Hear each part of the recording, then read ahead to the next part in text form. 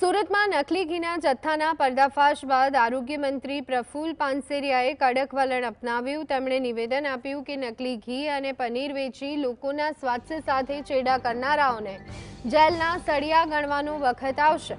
મંત્રીએ જણાવ્યું કે ગુજરાતમાં હાલ 32 મોબાઈલ ટેસ્ટિંગ વાન કાર્યરત છે અને છેલ્લા 2 મહિનામાં 18થી વધુ શંકાસ્પદ કંપનીઓ સીલ કરવામાં આવી। ખાસ કરી સુરત અને અમદાવાદમાં ફૂડ એન્ડ ડ્રગ માટે 50 કરોડની અત્યંત આધુનિક લેબ ટૂંક સમયમાં શરૂ કરવામાં આવશે।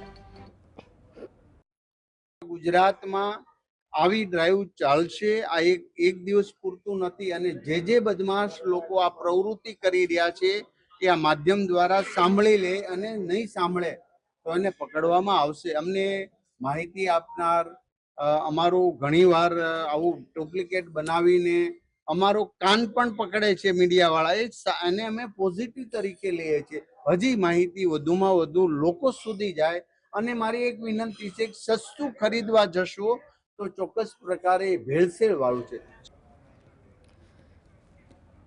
તો જે રીતે અખાદ્ય જથ્થો નકલી ઘીનો ઝડપાઈ રહ્યો છે, ત્યારે આરોગ્ય મંત્રી પ્રફુલ પાનસેરિયાએ કડક શબ્દોમાં ચેતવણી આપી દીધી છે કે કોઈ પણ આવા ભેળસેળિયા તત્વોને છોડવામાં નહીં આવે અને તેમની સામે કડક કાર્યવાહી કરવામાં આવશે। આ અંગે વધુ વિગત મેળવી લઈએ। સંવાદદાતા સાહિસ અમારી સાથે ફોન લાઈન પર જોડાઈ ગયા છે। સાહિસ, સુરતમાં નકલી ઘીના જથ્થાનો પર્દાફાશ અને આરોગ્ય મંત્રી પ્રફુલ પાનસેરિયાની ભેળસેળિયા તત્વોને કડક ચેતવણી, શું વિગતો?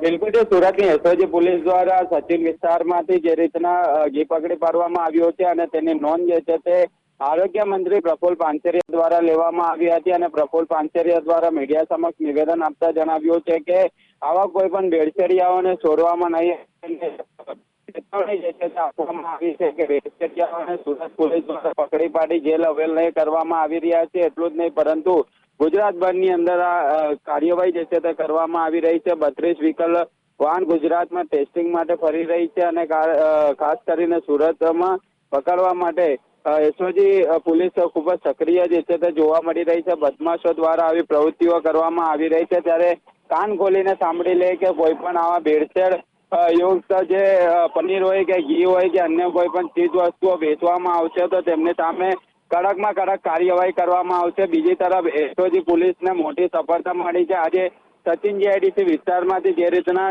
ઘીનો જથ્થો પકડી પાડવામાં આવ્યો છે અને 2 આરોપીઓની પણ પોલીસે ધરપકડ કરી છે। જી સાહિસ, સમગ્ર માહિતી આપવા બદલ